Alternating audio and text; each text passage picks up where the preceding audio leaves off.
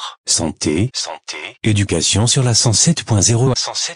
Algouma FM. Le journal. Vous écoutez le journal. La culture, le sport, l'économie.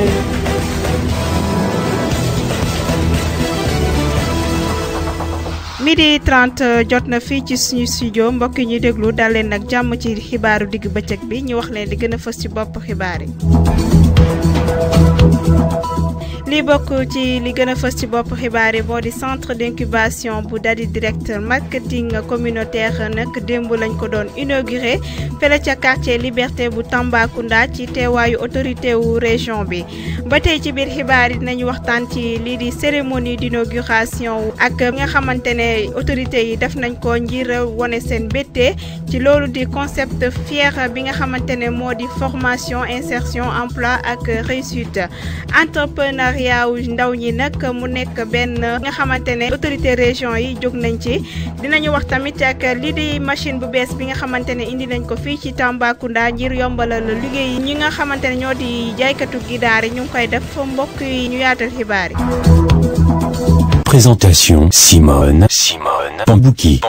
Comme ni ma ko waxee yéen ñi safoo tànn 107.0 ngir déglu seen xibaaru digg bëccëg bi démb nag lañ doon amali di cérémonie d'inauguration bu centre d'incubation Dadi Direct marketing communautaire ànd ci concept bi nga xamante ne moo di fier ñu buñ ko faram-fàccee di formation insertion emploi ak réussite ci teewaayu autorité yu nekk fii ci biir région bi fale ca quartier Liberté bu Tambacounda ci boobule ndaje nag ki nga xamante ne moo di adjoint au maire di monsieur Bounama Kanté dafa daal di rafetlu initiative bi te di sant ki nga xamante ne moo samp boobule initiative nag ci initiative boobule mu dafa te xam na ni tamit daa bokk rek ci li nga xamante ne moo di suqali suñu région ñu teewlu kooku di Bounama Kanté nag ci micro Awa Ba Keita. voilà laata ma tontu ci loolu dama bëgg wone en tout cas suñu xam nga réew mi dafa toll foo xam ni pour que mu suqaliku il faut que kenn ku ci ne am ci loo jàpp am xëy bi mun na bañ a nekk sax nga am li ngay tëddee mais nga foo munti ne nga en tant que nit tout court en tant que jeune nga war a xam ne liy jëmale réew kanam ndawam yi ci la bokk ndaw mi di jóg suba teel di dem def dara même bu ci amul wàllu koppar lenn mais dina am sentiment que dafa bokk ci réew mi te loolu dafa am solo gis nga réew yi naat yëpp mel ni ay pays asiatiques ñoom du ci pétrole wala gaz lañu compter dañu compter ci ni ñu woowee les ressources humaines compter aussi sur les produits locaux et je pense que ñoom li ñuy def ni en tout cas ci bio lañ ko def bio mooy li nga xam ni lépp loo xam duñ ko jéggaani sur place lépp lu ñuy defar parce que gis naa fi ñebedaay ak leneen loo xam ni ay garab la yoo xam ñu ñoo ko moom suñu bopp ci yooyu la ñu sukkandikoo pour que véritablement jeunes yi mën ko wone donc loolu yëpp dafay bokk ci li nga xam dafay sukkali réew. La radio 107.0 Algouma FM. ba tey nag ci boobu leen ndaje kooku di 3e adjoint au maire nag mi nga xam ne ni mission boobu nag day bokk ci lii di améliorer condition vie population bi ak tamit mu doon initiative bi nga xamante ne dafa laaj tamit ñu gunge ko ñu jàppale ko ngir ñu mën a am ci ay jéego ñu teewlu kooku di monsieur Bounama Kanté toujours ci micro Awa Ba Keita. kon ñun en tant que maire yi ñëpp xam nañ ne nguur gi daf ñu jébbal lépp loo xam ne mbirumu xale la jeunesse mais mbirumu fexe ba ñoom nu ñu jëmee kanam donc promotion de la jeunesse mais aussi question emploi de la jeunesse donte emploi de la jeunesse du loo xam ni ñu rek ñoo ko seet mais dañuy jàpp rek ne jeunes yi ci ñun la bokk suñu population lañ bokk te initiative yi mel ni c'est-à-dire xalaat yi mel ni lu ñu war a def mooy gunge leen parce que ñun suñu rôle naam mooy fexe ba kenn ku ci ne nga nekk ci naat situation bu naat mais joxe xëy tey ay initiative privée la c'est-à-dire ay nit yi toog am seen alal am seen xam-xam bëgg ko jëmmal mais bëgg ko bokk ak sénégalais yi aussi ñëw di ko def ñun suñu rôle mooy gunge leen. La radio 107.0 Algouma. ba tey dañuy des rek ci xibaar yi ci boobule cérémonie kii di président au centre bi di monsieur Cheikh Ahmed Tidiane Diallo moom nag ginnaaw bu mu sante yàlla nag dafa daal di wax tamit ni centre boobu dina tax ba moo di xëyu ndaw ñi dinañ ci jàpp xeex tamit li di immigration irrégulière ndaw ñi fii ci zone Tambacounda moom nag mi ngi ñu xamle ni centre bi dina mën a accueillir jeunes ñi nga xamante ne dinañ leen former ci ay filières ñu teewlu kooku di Cheikh Ahmed Tidiane Diallo ci micro Awa Ba Keita. waaw alhamdulilah rek la ñuy wax parce que comme ni mu ko waxee depuis 1 an ci loolu lañ doon nekk di liggéey pour le centre bi mën a fonctionner d'une manière officielle ba tey nu ko yàlla dogalee ñu def inauguration di sant yàlla bu baax. waaw centre bi déjà comme ni ma ko waxee mën na jël lu tolloog téeméeru ndaw yoo xam ne dinañ leen forme ci prise de parole en public ci développement personnel ci marketing ak ni de vente mais aussi ñu bénéficier am activité génératrice de revenu loo xam ne dina di yëngu pour mën a am dara à la fin du mois ànd ak nag un plan de carrière bi leen di permettre ñu dem ba am autonomie pour gérer seen propre entreprise parce que ñaan nañ yàlla centre bi jur yeneen centre dans d'autres zones ci biir Tambacounda te ndaw Tambaye ñoom la ñu yaakaar ñoom ñoo ko war a lawal bien sûr donc loolu mooy suñu yéene te je pense que loolu tax a jóg aussi concept fier waaw donte bu ñu ñeeg léegi def nañ sensibilisation yu bari waaye dinañ continuer dafay sport dafay campagne de sensibilisation mais surtout nag ànd ak mairie bi à travers seen comité CDQ yi seen comité de quartier yi donc loolu tamit nañu mën a permettre ñu gën a siiwal li nga xam ne moom mooy programme bi pour ñoom ñu mën a xam bu baax a baax am fi seen place. waaw bu baax a baax moo tax xoolee prix déjà yemuñu am na prix yoo xam ne yu accessible la pour population bi mën ko am. loolu moom mooy lu ñuy wax valoriser les produits locaux te loolu la ñuy def li nga xam ne fii lañ koy béyee fii lañ ko amee ñu fexe ba transformer ko d'une manière très positive pour nit ñi mën ko njëriñoo. Radio 107.0 Alkouma FM. mu nekkoon kooku di Cheikh Ahmed Tidiane nag moom mi nga xamante ne dafa wax tamit ni dañuy sensibiliser population bi ak ngir ñu mën a comprendre lan moo waral seen taxawaay fii ci Tambacounda ànd ci ak lii di structure yi ba tey dañuy des ci xibaar yi nag ngir ñu mën a yombalal seen liggéey nag ñi nga xamante ne ñoo di éleveurs yi nag nekk fii ci Tamba rawatina kooku di jeune entrepreneur di Cheikhou Kanouté dafa daal di ànd ci ak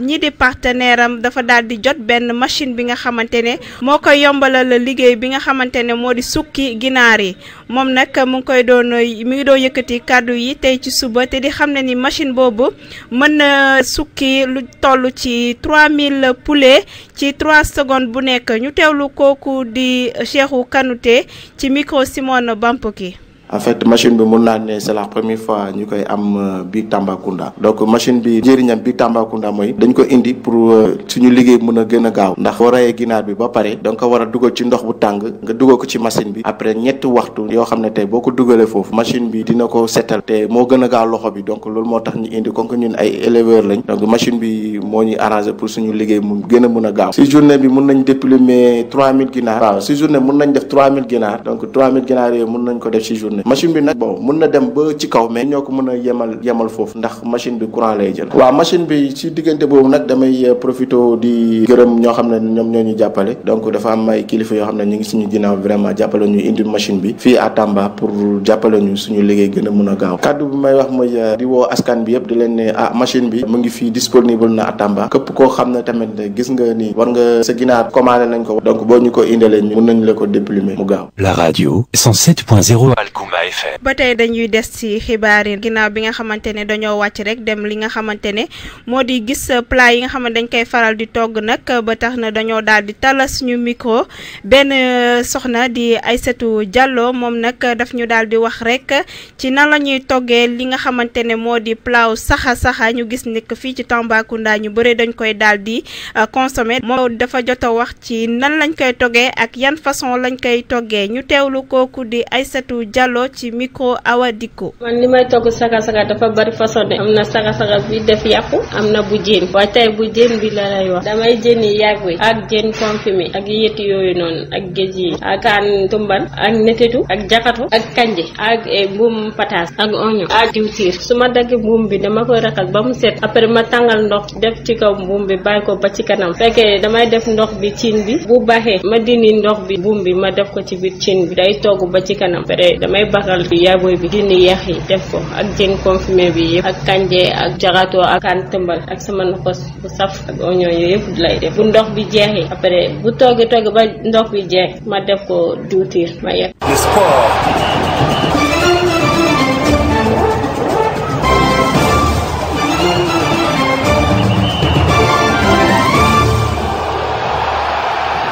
xibaaru tàggat yaram rek la ñuy dem ànd ci ak kooku di Awa Ba Keita nuyu naa la. maa ngi lay fay Simone. waa xibaaru tàggat yaram tey loo ñu mën a indil. Simone tey dañuy dalee lii di pari foot nekk benn jeu boo xam ne day indi xaalis bu intéressé ay ndaw yu bëri surtout fii ci région bu Tamba kii di Yaxya Bari nag nekk benn amateur jeu boobu moom démb accordel nañ benn interview maanaam benn waxtaan. ci groupe Alkuma moom wax na ci impact négatif maanaam ci yàq-yàq yi nga xam ne jeu boobu dina koy indi surtout ci ndaw ñi ñu déglu Yaxya Bari mu wax ci micro Awadiko.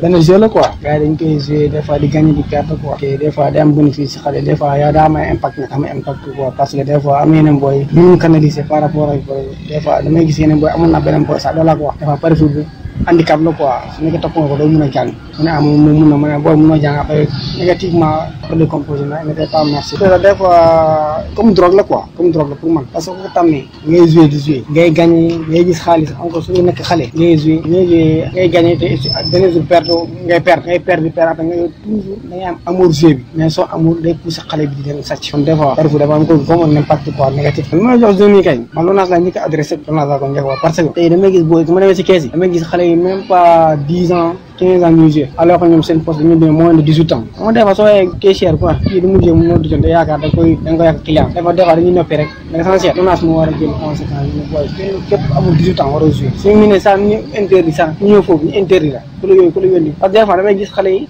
yeneen gars ñu leen di yëndi quoi pour ñu jouer mais interdit parce que loolu neexuma quoi même man damay gis xale di jouer neexuma mais moom man dama yëngu si espoir rek des fois damay jouer comme un exemple dama koy jouer de exemple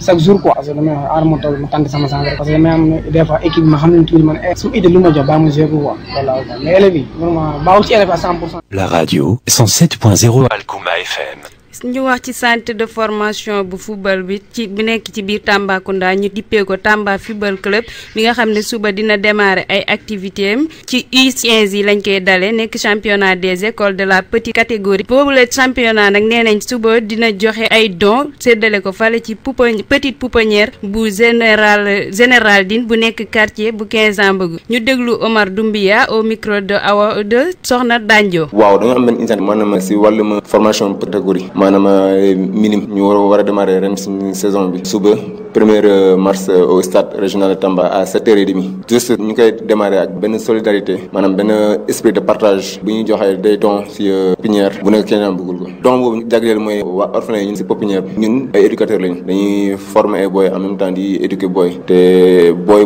ñu former di leen éduquer da ngeen former tamit si côté yëpp doo leen former juste côté football rek il faut nga former leen si côté yarin si côté esprit de partage ak yooyu moo tax dons yi ñu collecté wu yooyu yëpp ñu juste ñu jox ko mooy les orphelins yu fa nekk yoo xam ne amuñu parents amuñu papa te ñu suñu domaine si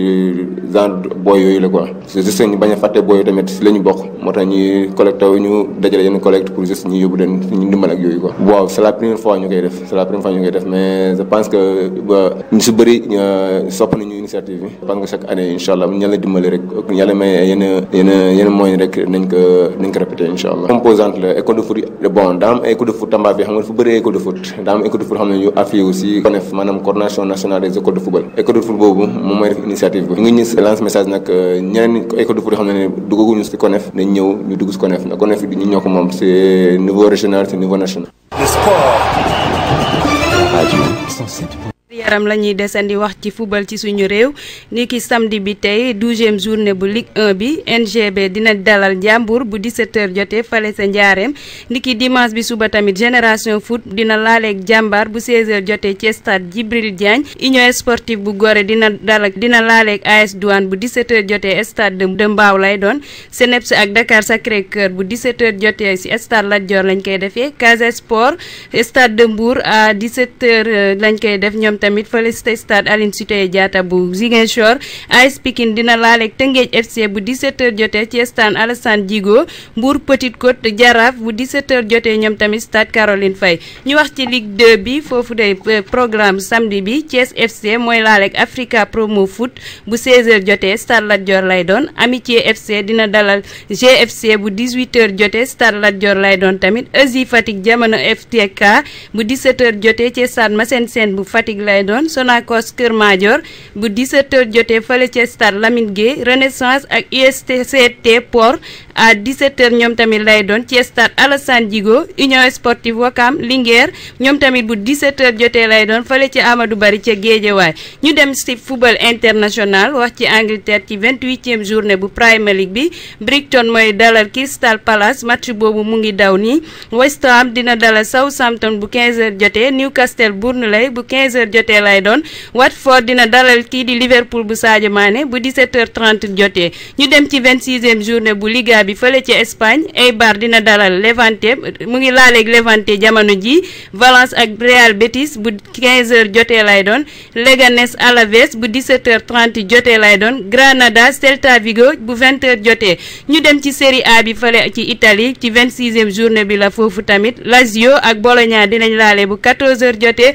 Udinese Fiorentina bu 17h jotee Napoli ak Torino bu 19h45 minutes jotee ñu dem ci France fekk fa 27e journée bu Ligue 1 bi Paris Saint-Germain mooy laale ak Dijon bu 16h30 jotee Amiens Metz bu 19h jotee Toulouse Reims bu 19h jotee Monaco tamit dina laale ak Stade de Reims bu 19h jotee ñu jeexalee ko ci choc bu metti bi nar a am suba ci dimanche bi nekk classico bi diggante Barça ak Real fële lay doon ci Santiago Bernabéu di stade Real Madrid bi 26e journée bu Liga bi la nag waaye le match boobu dina bëri ay joueurs yoo xam ne duñ ko fubal la ci côté merengue yi ak ci côté catalan yépp lay doon ñu fàttali ne match aller bi kenn dóorutoon sa morom lii lañ fi amoon ci xibaaru tàggat yaram Simon. jërëjëf Awa Ba Keita ci yooyu lay xibaaru tàggat yaram nag ñu fàttali li gën a fës ci bopp xibaar yi.